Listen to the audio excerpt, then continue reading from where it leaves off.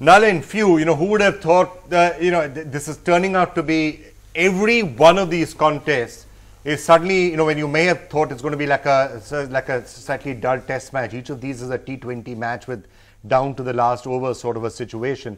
So while we were talking to you, Nalin, in Nagaland, been a really interesting turnaround because the NPF, which was really way behind, suddenly surges now at 32 and the NDPP is at 23.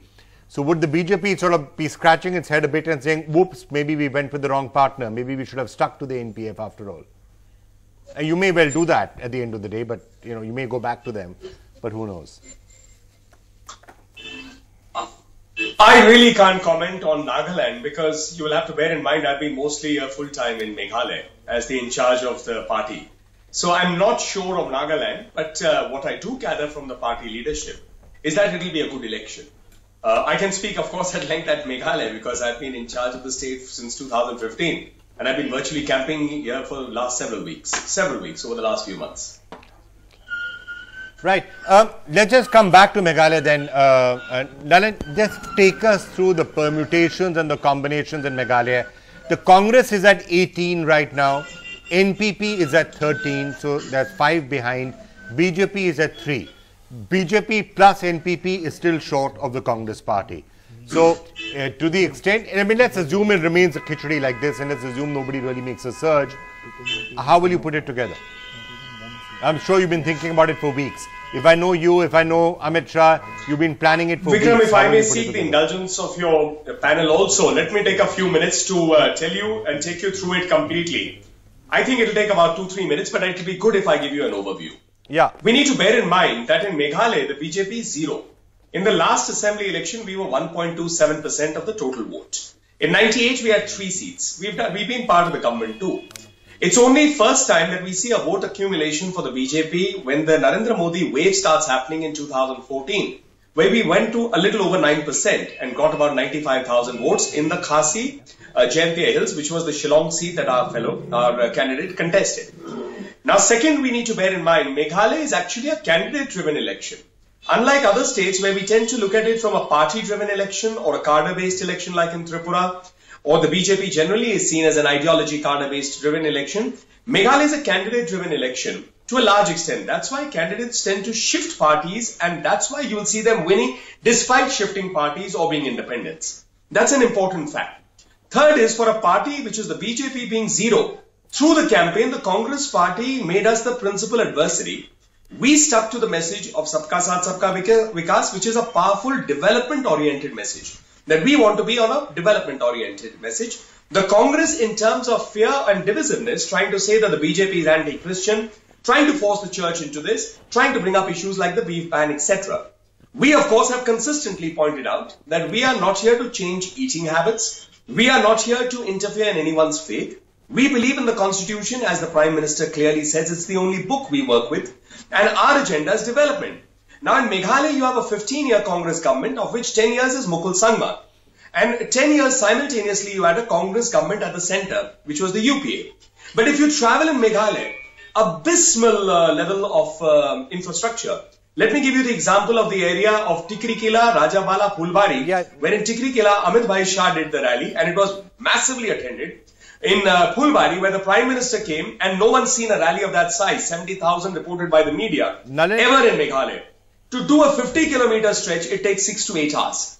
In the Jaintia Hills, to do a 30-kilometer stretch, it takes 8 hours. So in this election, when you say that the BJP is on the back foot, I don't agree. Yeah, this election will go down to the wire. Yeah, Nalin, all of those are points that you let me now tell you the seats. Just give me a minute. Just a minute. I want to give you the seats. Yeah. Yeah, Nalin, just wanted to say one thing. I want to come to the seats. Now, what is happening is, when you look at the election, please. Okay, sorry, I think we're interrupting each other. There's a slight lag. I was just going to say, Nalin, all of those are points you probably made to the electorate. Those were points that were there to be made to the electorate all across the Northeast. Development has lagged behind.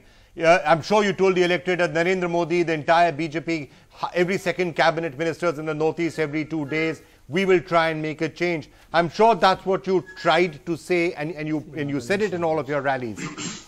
Are you a little disappointed at this particular point? Because when you're looking at that, at those screens right now, and we are at about 10 o'clock, and I'm agreeing it will change in an hour or 2 hours. No. Right now, the left is holding on to Tripura. Right now, the Congress and the single largest party in Meghalaya could go back and forth. Nagaland, your official alliance is behind. Now, you could always say we can always tie up with the NPF. For the moment, at least, you're behind. Your official alliance is behind.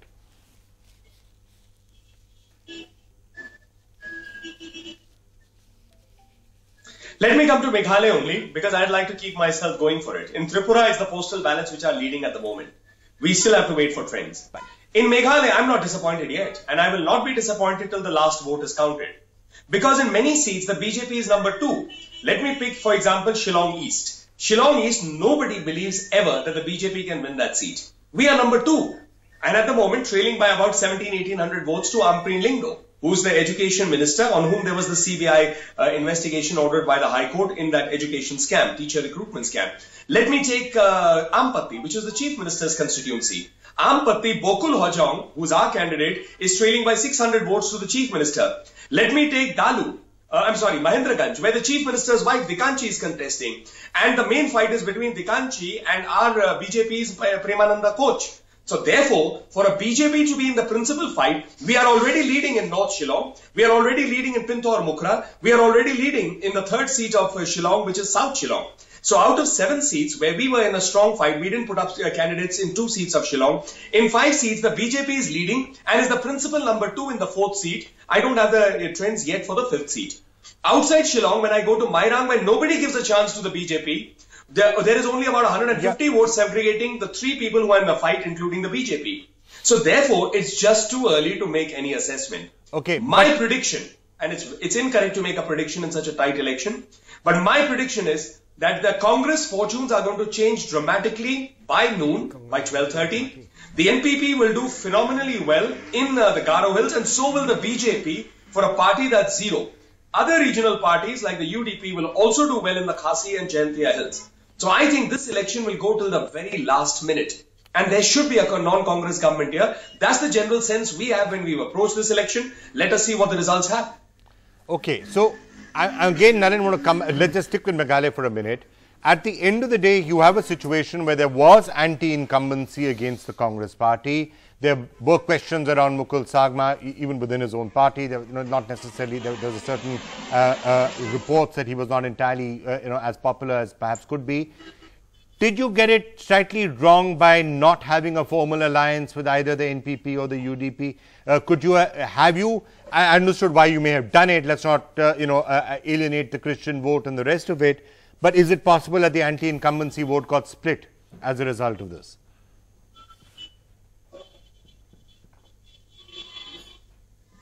It's too premature. It's too premature to say that, we have got it wrong. I won't agree. We need to wait.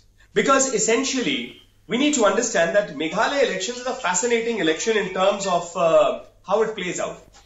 If you look at it, broadly the trends are divided between tribal and non-tribal voters as a uniform voter. The tribal voter is something where the NPP, Congress, UDP all are predominantly fighting. The non-tribal voter, generally experts here believe this time is going to go heavily for the BJP.